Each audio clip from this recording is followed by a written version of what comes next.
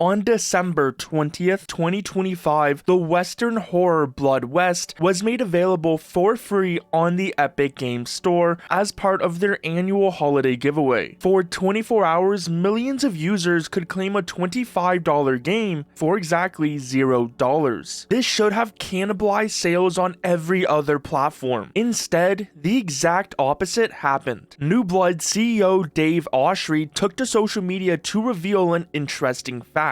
On the very day the game was free on Epic, its sales on Steam, where it was still full price, shot up by over 200%. Oshry's conclusion was blunt. Turns out having your game be free on Epic is great advertising for Steam sales. This is a symptom of a massive structural failure in Epic's strategy. It's a place where games go to be seen, only to be purchased somewhere else. As Oshry later noted in an interview, Epic could give developers 100% of the sales revenue, and it wouldn't mean a thing if there are no sales to begin with. What is 100% of 0? Today, we're diving into the data of early 2026 to see why 295 million users are claiming freebies on Epic, only to immediately log back into Steam to spend their actual money. To understand the gravity of the situation, we have to look at Epic's own internal metrics. According to their 2024 year in review, the numbers are devastating for their narrative of growth. Since 2019, the Epic Game Store has grown its user base by a massive 173%, climbing from 108 million accounts to over 295 million. On paper, that looks like a platform on the verge of dominance. However, if you look at the spending on third-party games, titles not made by Epic, the growth is a flatline. Over those same 6 years, third-party revenue on the Epic Game Store grew by 1.6%. Just think about that math. Epic nearly tripled its user base, yet those hundreds of millions only managed to increase total spending by 1.6%. In fact, the data shows that third-party revenue actually peaked in 2022 at 355 million and has been in a slow, agonizing decline ever since, dropping to just 255 million by the end of 2024. Compare this with the current state of Steam. On January 11th, 2026, Steam shattered its all-time record, hitting 42 million simultaneous users. Out of those 42 million, over 13 million were actively in-game. While Epic's third-party revenue struggled to move the needle over half a decade, Steam reportedly raked in $1.6 billion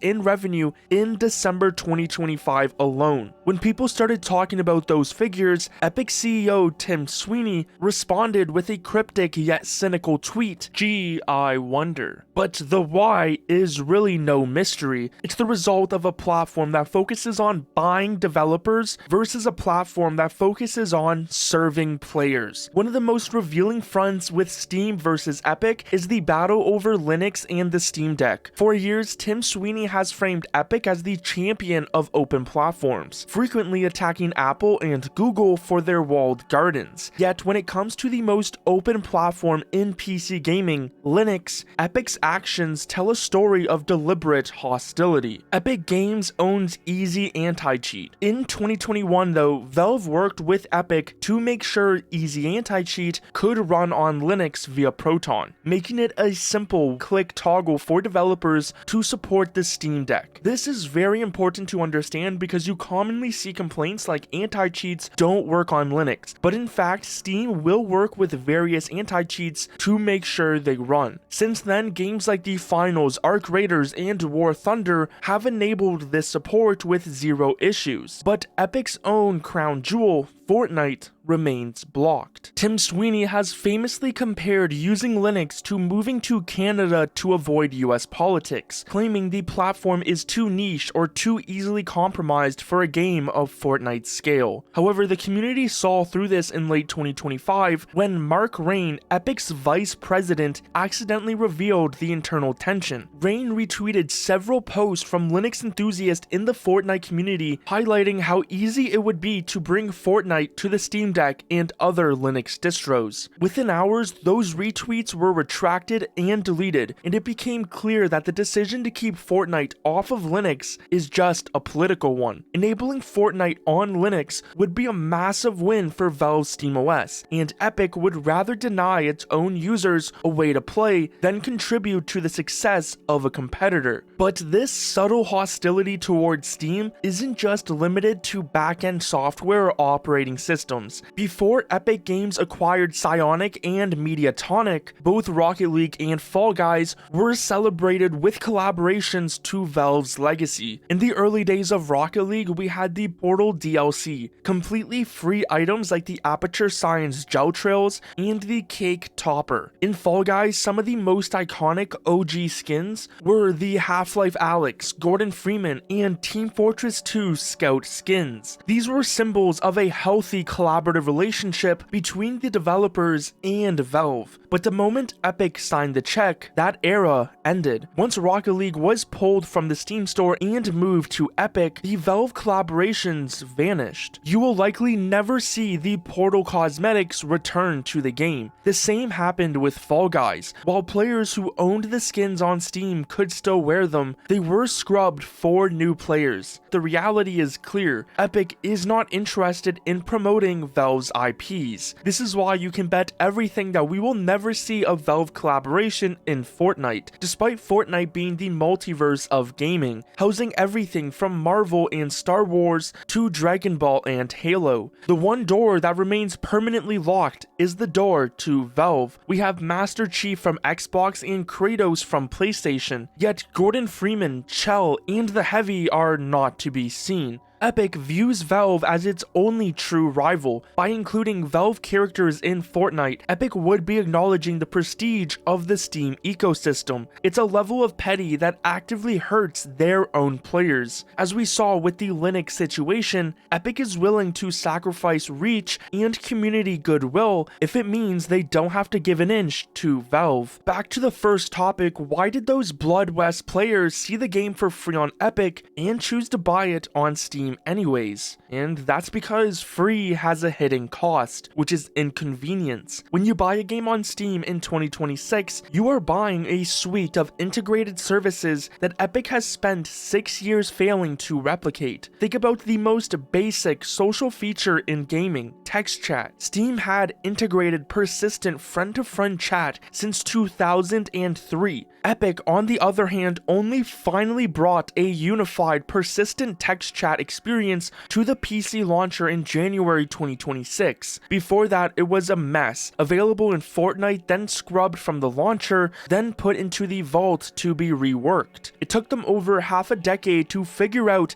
a feature that Valve had over 2 decades ago. So while Epic is focused on legal battles and buying exclusives, they are ignoring the features that gamers actually use every single day. Steam's ecosystem has seamless cloud saves, the community hub, and much more. This is the convenience tax. Gamers are willing to pay $20 to avoid the friction of the Epic Games launcher. Tim Sweeney has even recently tried complaining about Adobe and other programs finally running on the Steam Deck, while in reality this is a great thing because more softwares working on SteamOS is great as it allows more people to switch from Windows. So Valve didn't buy this monopoly like Epic wants to do. They built it by making a product that actually works. Epic's strategy has been to spend millions on exclusivity minimum guarantees, paying developers to stay off of Steam. But as the Blood West situation proves, visibility on Epic doesn't lead to sales on Epic. It leads to curiosity, and once that curiosity is piqued, the user goes to the platform where they actually want to own the game. Epic is essentially subsidizing Valve's own marketing. They pay the developer for the giveaway, Epic's front page generates the hype, and Valve collects the 30% cut when the user decides they want a real copy on a functional launcher.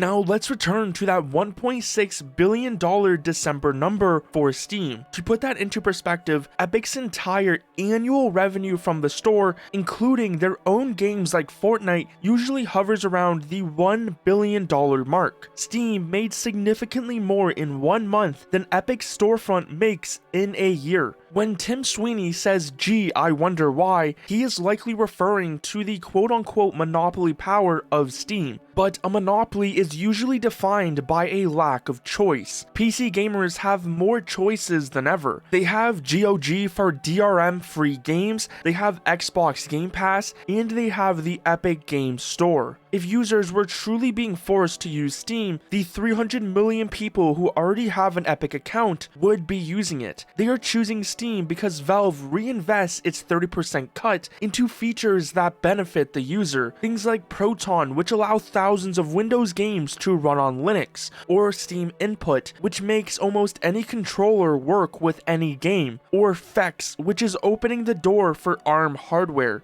Epic, meanwhile, has focused its investment on Epic First Run, a program where developers get 100% of the revenue for the first 6 months of exclusivity. But again, the data shows that 100% of a small number is still smaller than 70% of a massive number. The 1.6% growth in third-party revenue over 6 years is a damning indictment of the free games model. People log in once a week, click the free button, and then close the launcher. They don't browse the store, they don't look at the sales. By contrast, Steam has created a digital home. When you log into Steam, you see what your friends are playing, you see the news for your favorite games, and you see a storefront tailored to your specific tastes. But perhaps the most damning comparison for Epic isn't Valve at all, but GOG. In January 2026, following the sale of GOG back to its original co-founder, the platform's leadership gave a series of refreshingly honest interviews. Unlike Tim Sweeney, who attacks Steam's quote-unquote monopoly whenever he gets an opportunity while trying to build his own, GOG's new management explicitly stated that they have no interest in wrestling with Goliath. GOG's managing director noted that Steam is doing an awesome job, but that GOG succeeds by having different values.